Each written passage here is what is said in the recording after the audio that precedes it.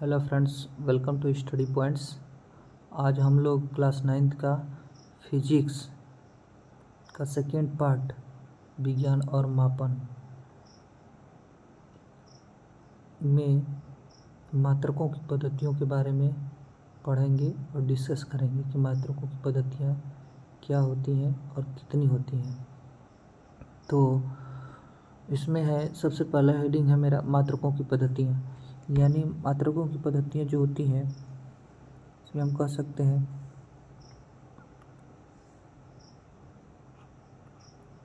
ये होता है मात्रकों का समूह। मात्रकों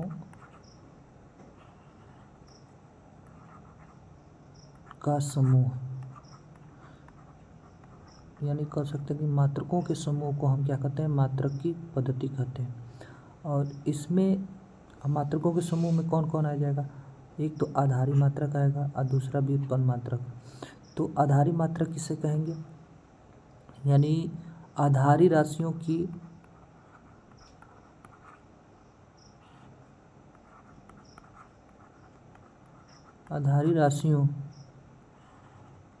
के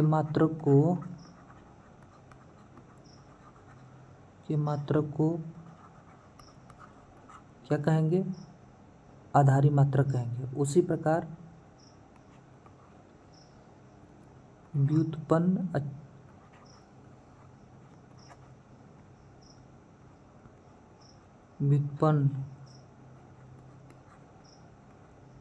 राशियों के मात्रक को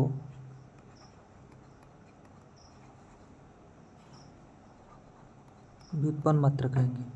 और यहाँ पे समझने वाली ये बात है कि जो आधारी राशियाँ होती हैं ये क्या होती हैं, पूर्ण रूप से स्वतंत्र होती हैं। तो इनके मात्रक भी क्या होगा, पूर्ण रूप से स्वतंत्र होगा, यानी मात्रक भी स्वतंत्र होगा। और जो कि जबकि आधारी राशियाँ भी क्या होती हैं, स्वतंत्र होती हैं, तो आधारी राशियाँ स्वतंत्र होने के कारण इनका मात्रक भी क्या होगा, स्वतंत्र होगा, यानी मात्रक किसी अन्य मात्रक पर निर्भर नहीं करता है। जबकि व्युत्पन्न राशियाँ जो होती हैं परतंत्र होती हैं, यानी दूसरे पर निर्भर करती हैं। व्युत्पन्न राशियों को हम व्युत्पन्न राशियों के मात्रक को आधारी मात्रकों की सहायता से प्राप्त कर सकते हैं। किसकी सहायता से प्राप्त कर सकते हैं, तो आधारी राशियों की मात्रकों की सहायता से प्राप्त कर सकते हैं। अब इसमें देख लेते हैं, जैसे मान लीजिए यहाँ पर मैं आधारी राशि की बात करूँ, लंबाई का मात्रक क्या होगा, मीटर हो जाएगा। द्रव्यमान का मात्रक क्या होगा, किलोग्राम हो जाएगा। इसी प्रकार अगर मैं इसमें बात करूं, जैसे क्षेत्रफल क्या है, एक व्युत्पन्न मात्रक है, राशि है। तो इसका मात्रक क्या हो जाएगा, पहले तो इसका फार्मूला पता होना चाहिए। तो क्षेत्रफल बराबर होता है लंबाई गुणे चौड़ाई हो जाएगा। तो इसमें लंबाई के भी मात्रक क्या आ जाएगा, मीटर, और चौड़ाई का भी मात्रक क्या आ जाएगा, मीटर। अब इन दोनों को देखेंगे तो क्या मिलेगा, हमारे पास मीटर का स्क्वायर मिल जाएगा। तो कहने का मतलब यहाँ पे मीटर क्या है, एक सिंगल मीटर को देखें और ये मीटर को देखें तो ये क्या है, आधारी मात्रक है, और दो आधारी मात्रक मिलकर एक व्युत्पन्न मात्रक बनाए हैं, ये मीटर स्क्वायर। ठीक है, नेक्स्ट हम लोग देखते हैं क्या है, मात्रकों की पद्धतियाँ कितनी है, तो 3 है। मात्रकों की कितनी पद्धतियाँ हैं, 3 है। पहला है MKS, दूसरा है CGS, तीसरा है FPS। और इन सब के बारे में हम एक एक करके समझेंगे कि MKS क्या होता है। तो यहाँ पे देख लेते हैं, मैं यहाँ पे कुछ कॉलम बना देता हूँ। तो ये सीरियल नंबर हो जाएगा, इसके बाद मैं यहाँ पे लिख देता हूँ सिस्टम। सिस्टम यानी पद्धति, पद्धति, सिस्टम यानी पद्धति।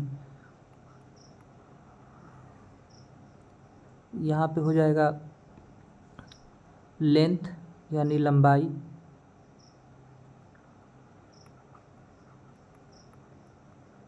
लंबाई,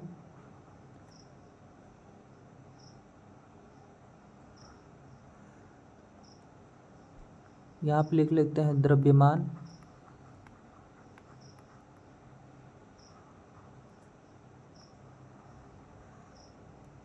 यहाँ पे लिख लेते हैं समय,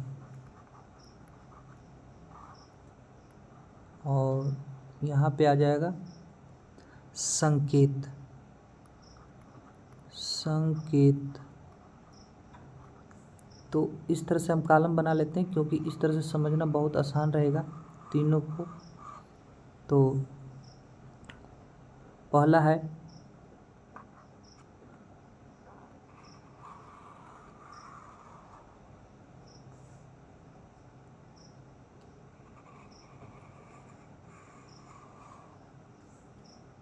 दूसरा, तीसरा। अगर मैं पहले की बात करूं तो पहला है आपका MKS, MKS। तो इसको बोलते हैं, M का मतलब होता है मीटर, मीटर किलोग्राम, और S का मतलब होता है सेकेंड, सेकेंड, और मीटर किलोग्राम सेकेंड। तो इसमें लंबाई के लिए क्या आ जाएगा, मीटर आ जाएगा।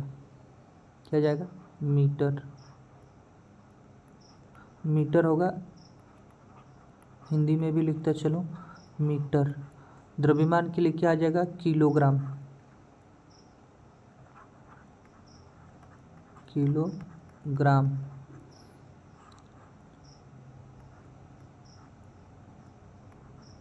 किलोग्राम। समय के लिए क्या आ जाएगा, सेकेंड,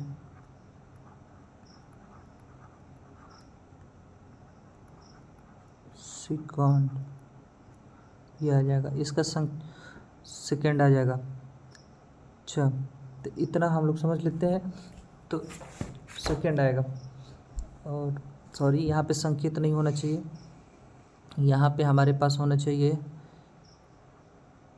उस जगह का नाम कि यहाँ पर किस देश में लागू होता है, कौन सी जगह पे कौन सा मात्रक लागू होता है। स्थान लिख देते हैं,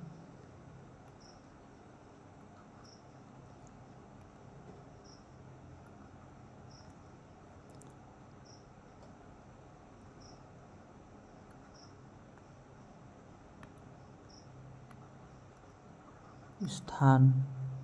तो ये जो लागू होता है, कहाँ लागू होता है, इसको इंडियन सिस्टम बोलते हैं, इंडियन और मेट्रिक सिस्टम, मेट्रिक सिस्टम बोलते हैं। दूसरा है हमारे पास CGS,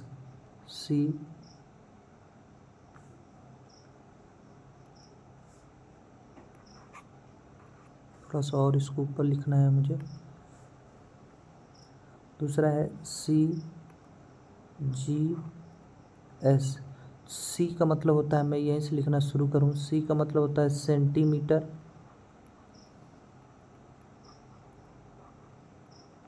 सेंटीमीटर।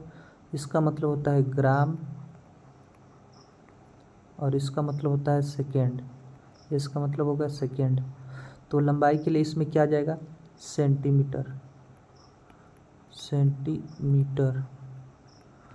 इसको मैं लिख सकता हूँ सेंटीमीटर, ठीक है। इसमें आ जाएगा आपका ग्राम,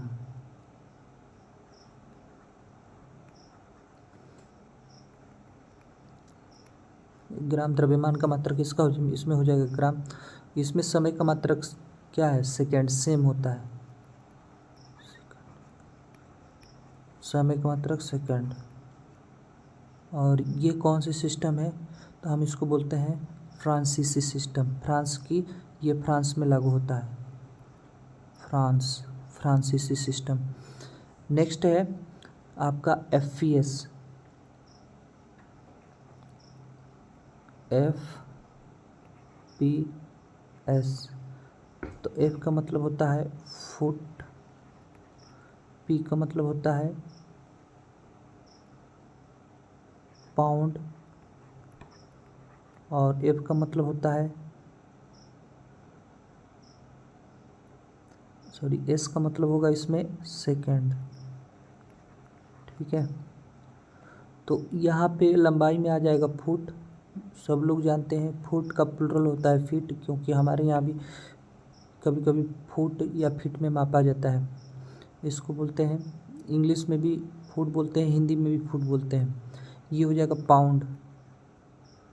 पाउंड। द्रव्यमान का मात्रक इसमें पाउंड आ जाएगा, और इसमें आ जाएगा आपका समय का मात्रक सेकेंड। और ये है हमारे ब्रिटिश सिस्टम,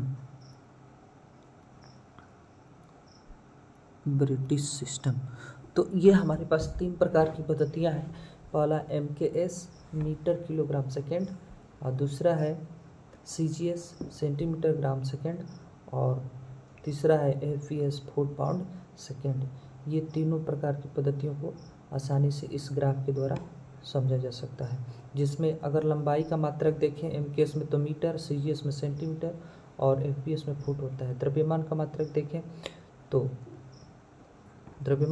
देखें तो MKS में आपका हो जाएगा किलोग्राम, और CGS में ग्राम, और FPS में पाउंड। समय का मात्रक सेकेंड, इसमें भी सेकेंड है, इसमें भी सेकेंड है, यानी समय की मात्रा में कोई परिवर्तन नहीं होता है। MKS सिस्टम इंडियन सिस्टम और मीट्रिक सिस्टम। CGS सिस्टम जो होती है फ्रांसीसी सिस्टम होती है, यानी फ्रांस में अप्लाई होता है। और FPS सिस्टम कहाँ होती है, तो ब्रिटिश में इसका ज़्यादातर यूज किया जाता है। FPS सिस्टम ब्रिटिश में ज़्यादातर यूज किया जाता है। आगे देखते हैं नेक्स्ट, मात्रकों की अंतर्राष्ट्रीय प्रणाली। मात्रकों की अंतर्राष्ट्रीय प्रणाली में ये बताया जाता है कि इसको सबसे पहले तो इनका अगर हम फुल फॉर्म देखें तो मात्रकों को अंतर्राष्ट्रीय प्रणाली को संक्षेप में हम बोलते हैं SI सिस्टम। इसका फुल फॉर्म की बारे में बात करें तो इसको बोलते हैं SI, इंटरनेशनल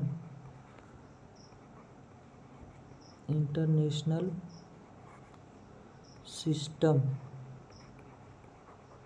ऑफ यूनिट्स, अथवा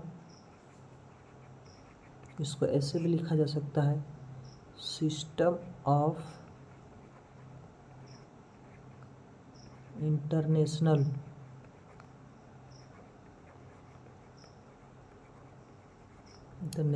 यूनिट, ऐसे भी लिखा जा सकता है। और इसी का हिंदी होता है मात्रकों का अंतर्राष्ट्रीय प्रणाली, जो कि यहाँ पे लिखा गया है। अब हुआ यूँ कि सबसे पहले इसमें SI प्रणाली में 1960 के 11वें सम्मेलन में 6 आधारी राशियों को ही सम्मिलित किया गया। अच्छा, सबसे पहले ये समझते हैं कि अंतर्राष्ट्रीय प्रणाली बनाया क्यों गया। जैसे मान लीजिए कि हमारे यहाँ भी भारत में पहले के लोग क्या करते थे, कुछ जैसे द्रव्यमान का मात्रक, पहले लोग बोलते थे कि 1 सेर चावल दे दीजिए, शेर बोलते थे। अभी भी हम लोग बोलते हैं 1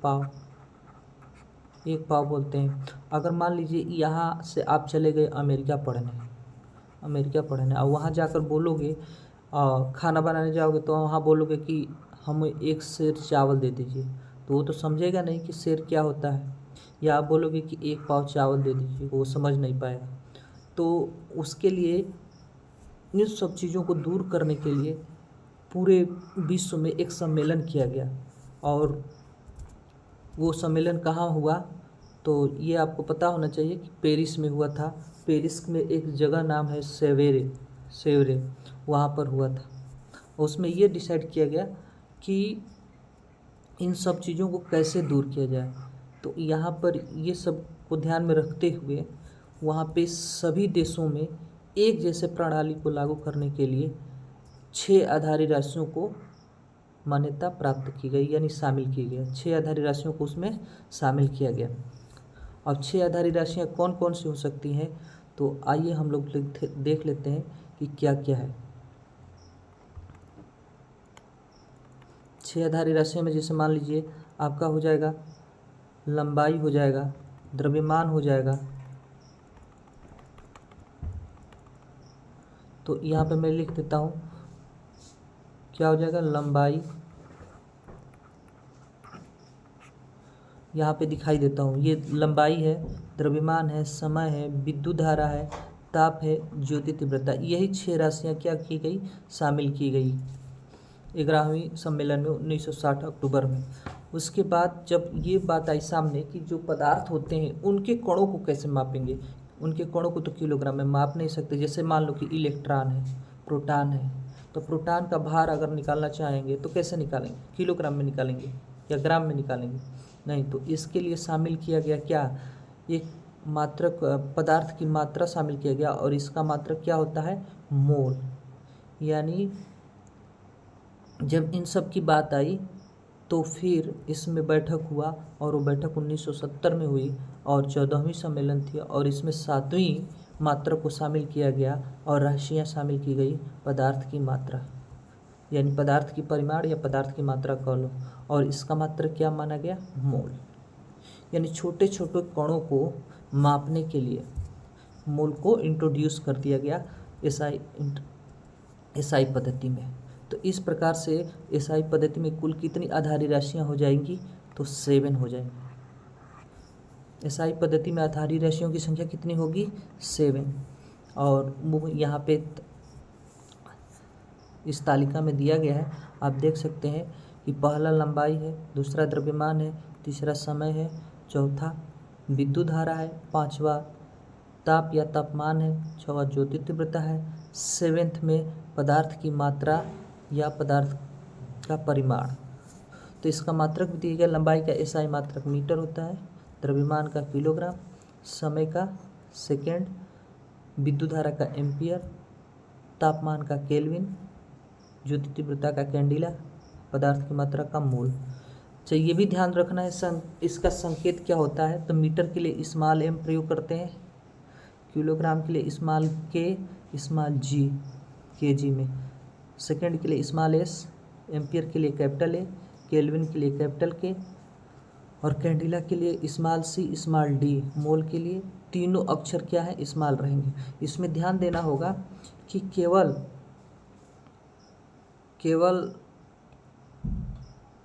एम्पियर और केल्विन को छोड़कर बाकी सब का संकेत किस में है, स्मॉल में है। तो हम मात्रक लिखते समय ये ध्यान में रखना होगा कि किसको स्मॉल में लिखना है और किसको कैपिटल लेटर में लिखना है। नेक्स्ट देखते हैं कि इसके अतिरिक्त कुछ और भी राशियाँ होती हैं। जैसे मान लीजिए कोण को मापना होगा, तो किस में मापेंगे, तो कोण, तो इनके अतिरिक्त 2 राशियाँ और भी हो जाएंगी। पहला होगा समतल कोण, यहाँ पे देख लेते हैं। पहला हो जाएगा समतल कोण, तो यहाँ पे क्या होना चाहिए, कोण होना चाहिए, कोण, समतल कोण। और दूसरा होता है घन कोण। तो हमारे पास 2 राशियाँ और भी होती हैं। पहला हम लिख सकते हैं समतल कोण है, जिसको प्लेन एंगल बोलते हैं, और दूसरा है घन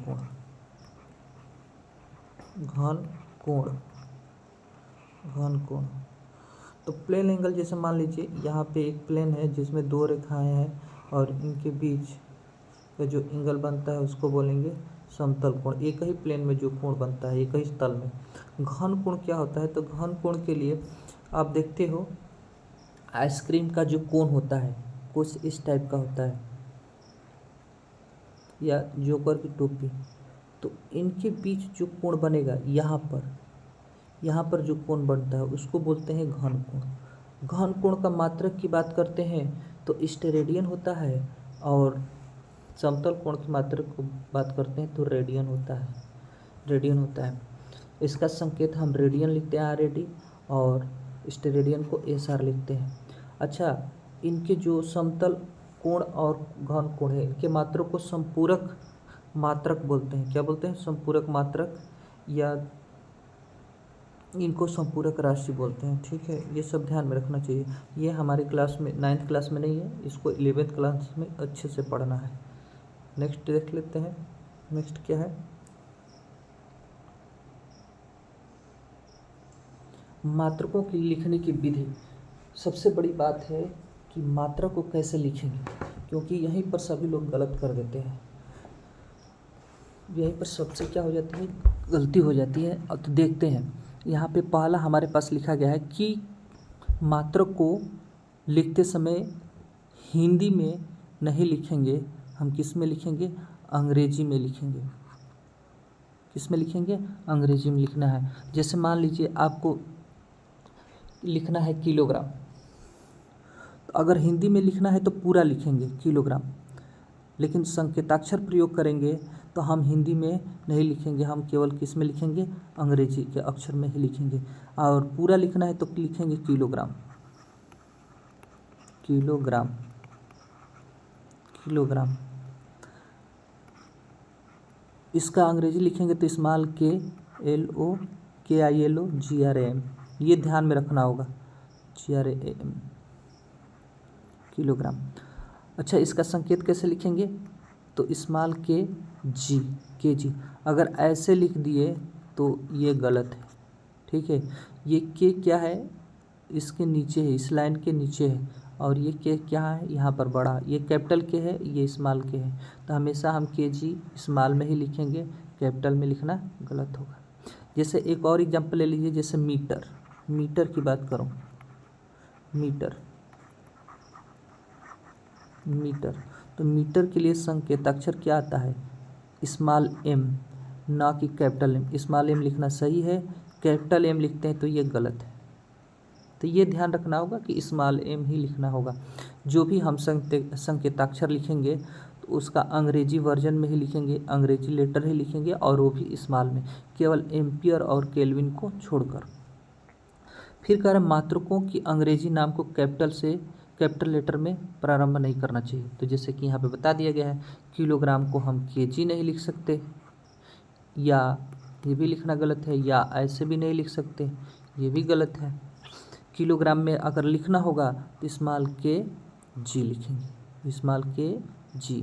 अगर मीटर का लिखना होगा तो स्मॉल m लिखेंगे, ना कि कैपिटल M लिखेंगे। तीसरी बात है कि मात्रकों का बहुवचन नहीं लिखना चाहिए।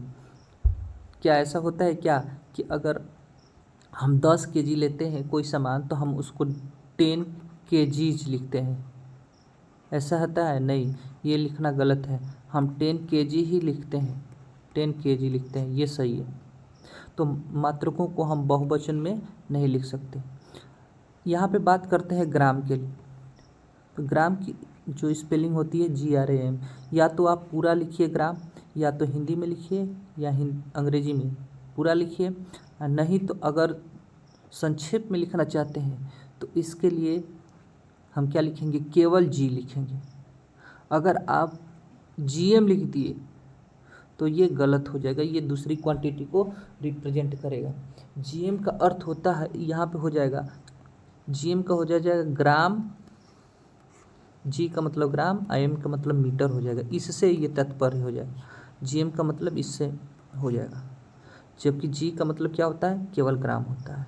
तो ये सब ध्यान में रखना होगा कि मात्रा को कैसे लिखा जाए।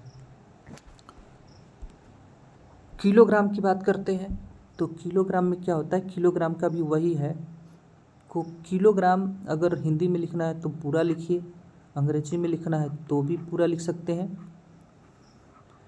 किलोग्राम।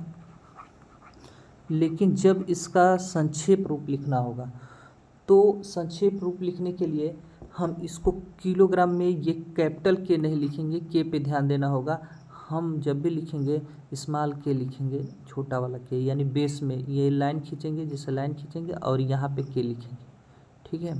तो ये केजी लिख सकते हैं ऐसे। तापमान अथवा तापमान का मात्रक केल्विन होता है, तो केल्विन के पहले हम डिग्री नहीं लगा सकते, यानी जैसे मान लीजिए 273 डिग्री केल्विन और दूसरा है 273 केल्विन, 273 केल्विन, इनमें से कौन सही है? तो इसको हम गलत मानते हैं, क्योंकि इसके सामने हम डिग्री नहीं, पहले डिग्री नहीं लगा सकते हैं। ये केवल डिग्री लगता है किस में? केल्विन को छोड़कर बाकी सब में डिग्री लगता है, केल्विन को छोड़कर बाकी सब में डिग्री लगता है। इसको हम लिखेंगे 273 केल्विन, ठीक है।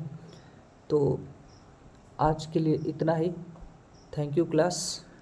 और ये वीडियो आपको अच्छा लगे तो लाइक कीजिए, शेयर कीजिए, सब्सक्राइब कीजिए और अपने दोस्तों को भी शेयर कीजिए। Thank you class. Thank you for watching. Like, share और सब्सक्राइब कीजिए।